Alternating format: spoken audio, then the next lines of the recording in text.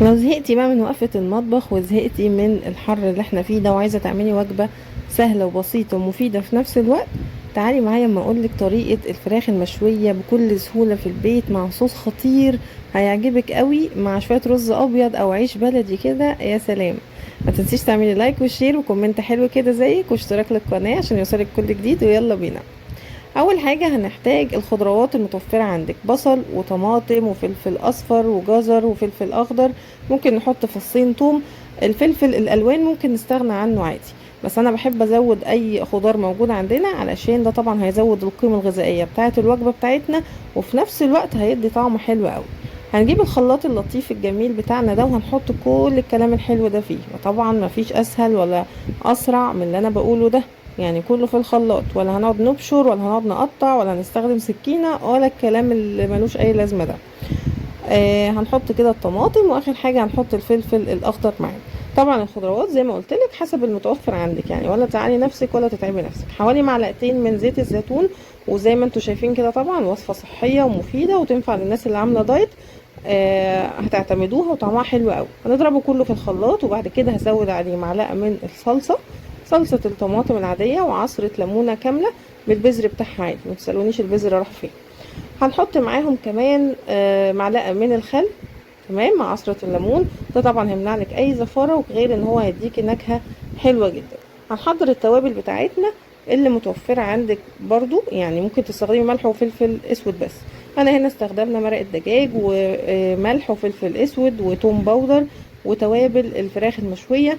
وفي كمان اكياس كده بتتباع اللي هي خلطة المشاوي دي، ممكن ناخد منها معلقة ونضيفها. وزي ما قلت لك المتوفر عندك استخدميه، يعني ما تروحيش تشتري حاجة مخصوص. ممكن تحطي 7 بهارات عادي، ممكن تحطي ملح وفلفل بس المتوفر عندك.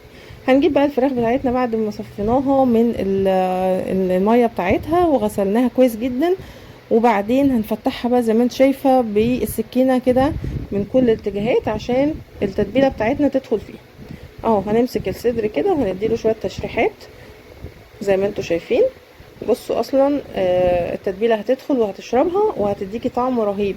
هنجيب الوراك برضو كده، ممكن تستخدمي وراك بس، ممكن تستخدمي صدور بس، ممكن فراخ مخليه عادي. فالخلطه دي تنفع لاي حاجه، مش شرط ان فرخه كامله يعني. اهو هنجيب بقى الاخر دبوس معانا وهنبدا ان احنا نفتحه برضو من كل الاتجاهات كده علشان التتبيله بتاعتنا تدخل جواها وتشرب منها وهتديكي طعم في منتهى الجمال. انا متاكده ان انتوا بعد ما تعملوا الوصفه دي هتعتمدوها في كل العزومات، وهتعتمدوها في الايام العاديه كمان لو انتوا زهقانين ومش قادرين تقفوا كتير في المطبخ، ده غير ان طعمها في حته تانية خالص. هنجيب بقى التتبيله بتاعتنا بعد ما ضربناها كلها في الخلاط مع التوابل والصلصه، وهننزل على الفراخ زي ما انتوا شايفين بالحلاوه والجمال ده.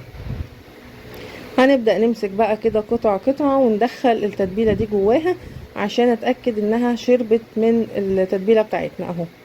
ممكن كمان نضيف لها زبادي، بس انا المرة دي ما حطيتش بصراحة، يعني حبيت اجرب التتبيلة من غير زبادي كده هتطلع عاملة ازاي. طلعت حلوة قوي برضو. اهو بصوا هنبدأ بقى ندخل في الفتحات اللي احنا عاملينها دي عشان اتأكد ان الفراخ بتاعتي تشرب التتبيلة، وهنسيبها فيها حوالي ساعتين لو انتي مستعجلة عليها.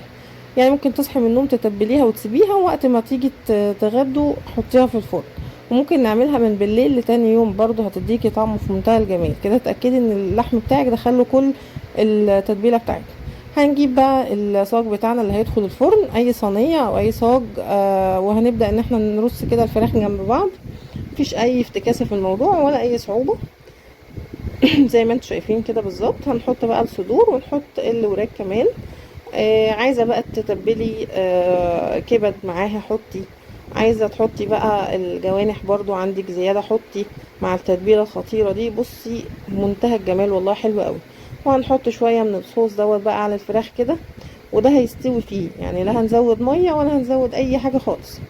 بندخلها بقى في فرن درجة حرارته 200، وبسيبها لحد ما تنزل بقى السوائل بتاعتها وتستوي فيها وتتقل كده، والصوص بيتقل معاكي بيبقى طعمه خطير. هنقدمها زي ما انتم شايفين مع رشة بقدونس، وما تنسوش تقولوا لي رأيكم في الكومنتات.